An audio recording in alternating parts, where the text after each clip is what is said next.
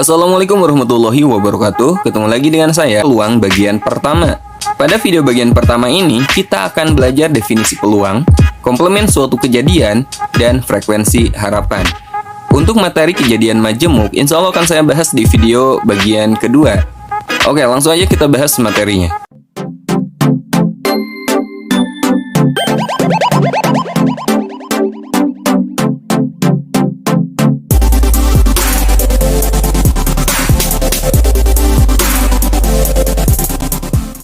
Oke, sekarang kita bahas materi peluang bagian pertama.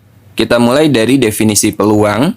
Peluang adalah besarnya kemungkinan terjadinya sebuah kejadian. Nah, secara matematika, peluang ini bisa kita hitung. Peluang terjadinya suatu kejadian A, rumusnya itu seperti ini. PA sama dengan NA dibagi NS. Di mana PA ini adalah peluang kejadian A, NA adalah banyaknya cara atau banyaknya kemungkinan A terjadi, dan NS ini banyaknya semua kemungkinan.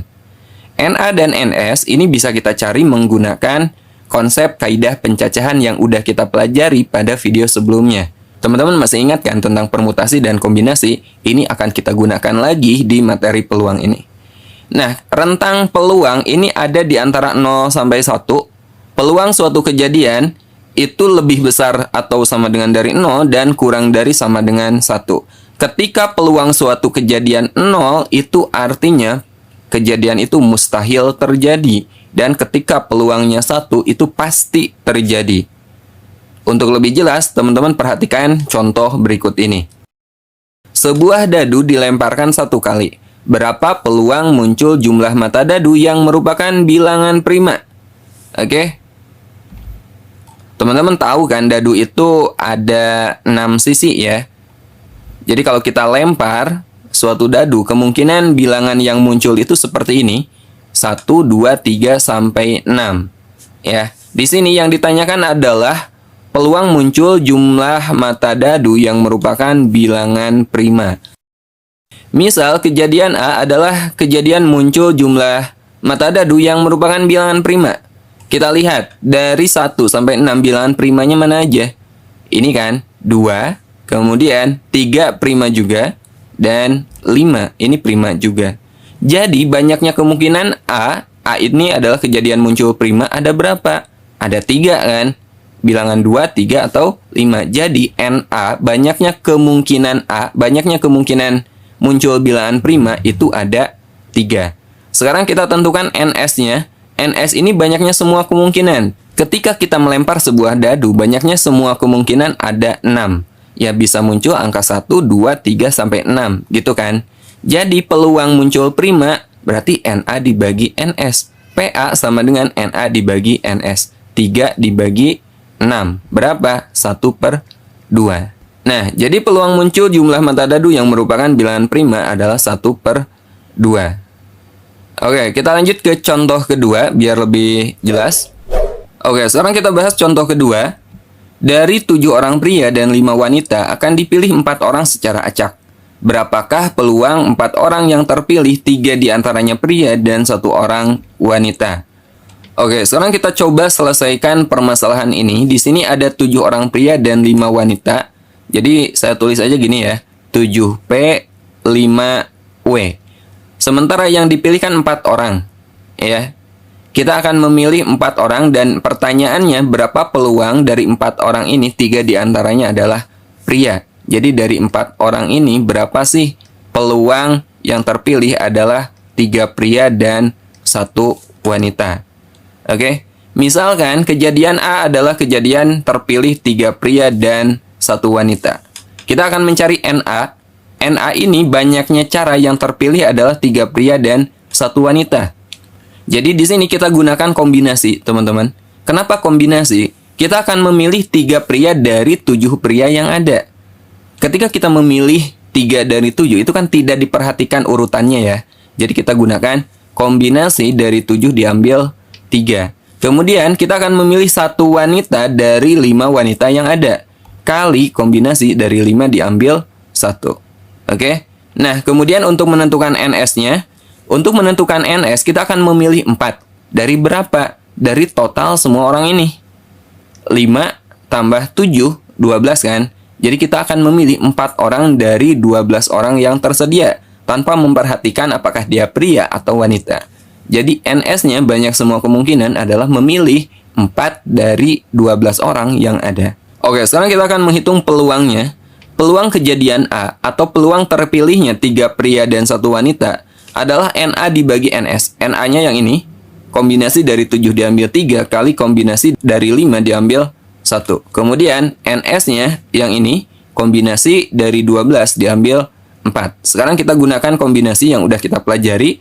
Kombinasi dari N diambil R, masih ingat ya? N faktorial per N dikurangi R faktorial kali R faktorial. Ini rumus kombinasi.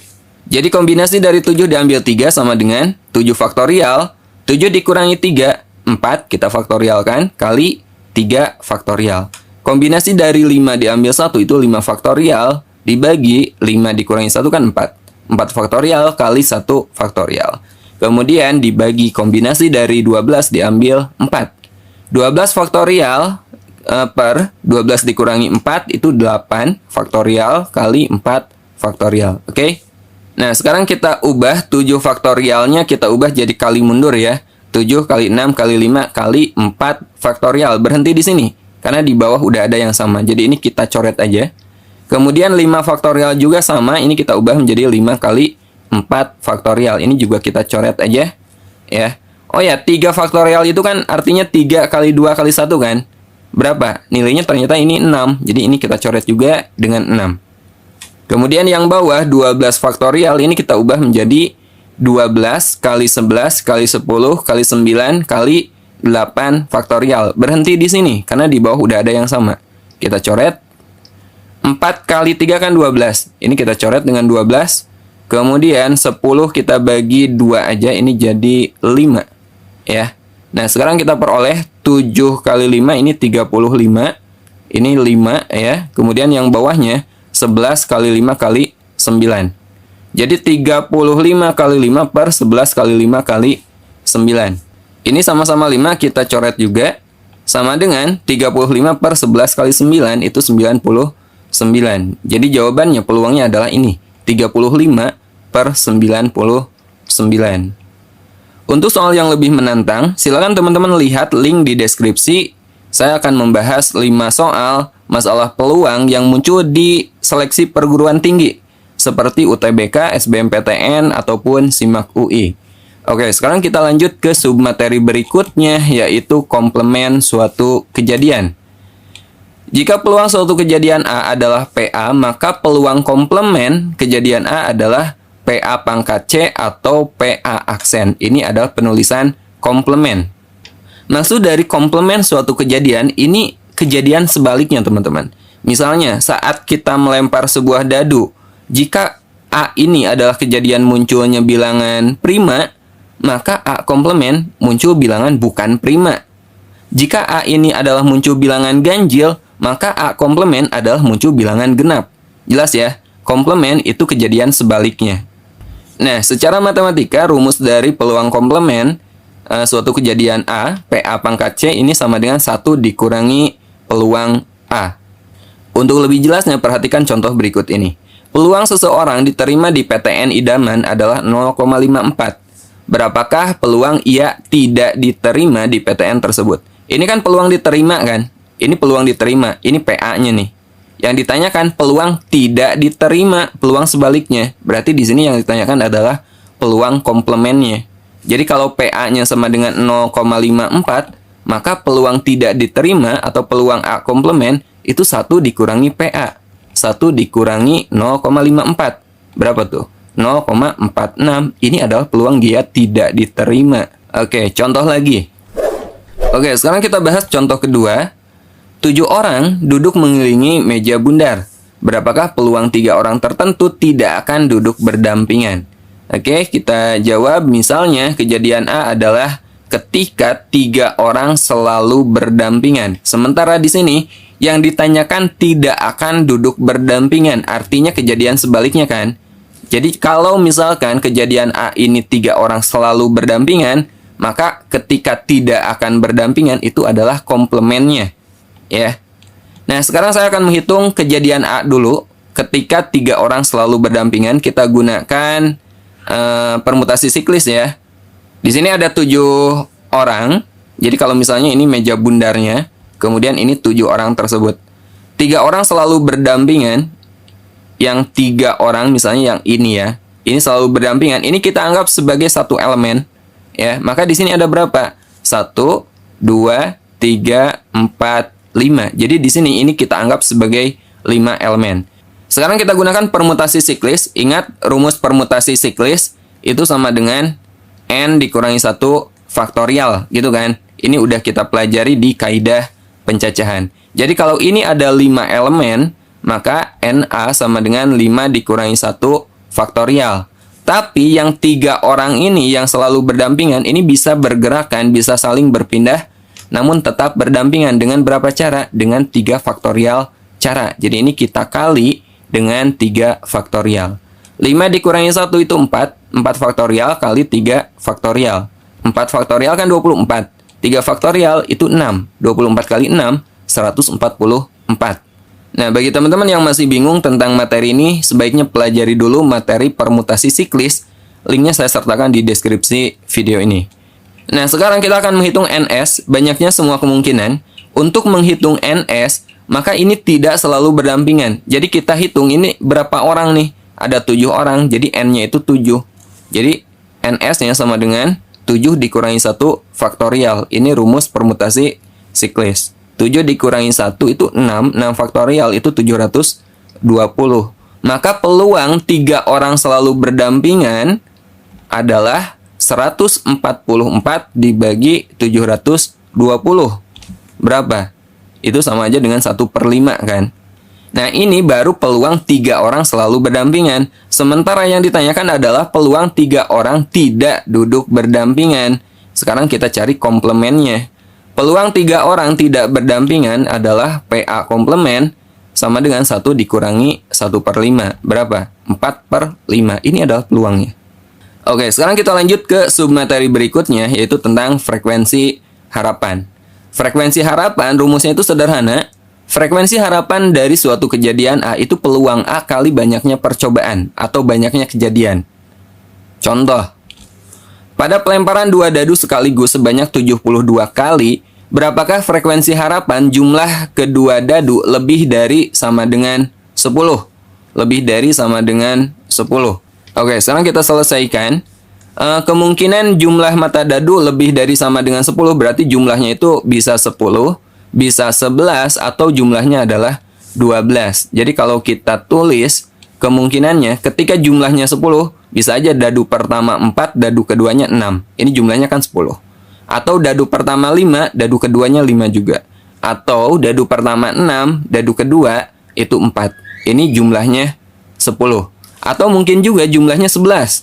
Yaitu dadu pertama 5, dadu kedua 6. Atau sebaliknya, dadu pertama 6, dadu kedua 5. Ini jumlahnya 11. Atau kemungkinan terakhir, jumlahnya itu 12. Dadu pertama dengan dadu kedua sama-sama 6. Oke? Jadi di sini NA-nya ada berapa? 1, 2, 3, 4, 5, 6. NA-nya ada 6 kemungkinan. Untuk NS-nya, satu dadu kan ada 6 sisi ya. Kalau 2 dadu berarti 6 kuadrat kan. Ada 36. Ini NS-nya. Jadi peluangnya adalah 6 dibagi 36. Atau kita sederhanakan itu 1/6.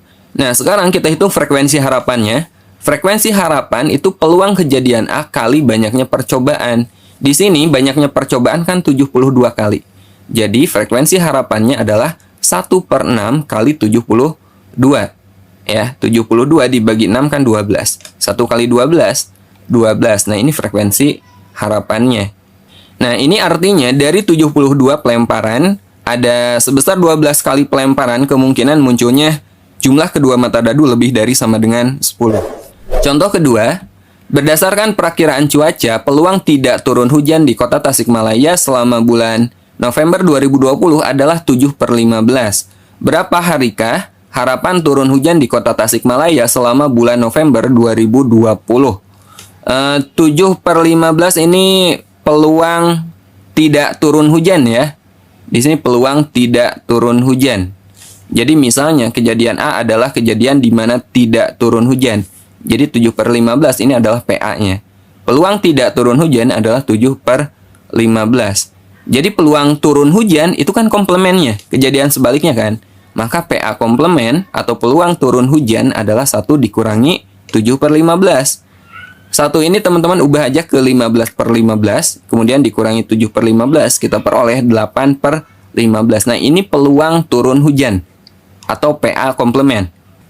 Nah, sekarang kita hitung frekuensi harapannya. Berapakah frekuensi harapan turun hujan di Kota Tasikmalaya selama bulan November? Banyaknya hari di bulan November itu ada 30 hari. Jadi frekuensi harapannya adalah 8/15 kali 30. 30 dibagi 15 kan 2. 2 kali 8, 16. Jadi frekuensi harapannya adalah 16 hari.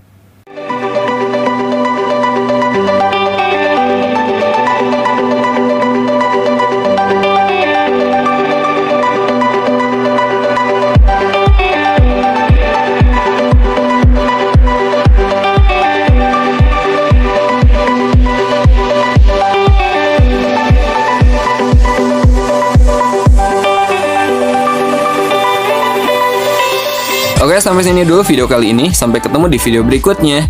Assalamualaikum warahmatullahi wabarakatuh.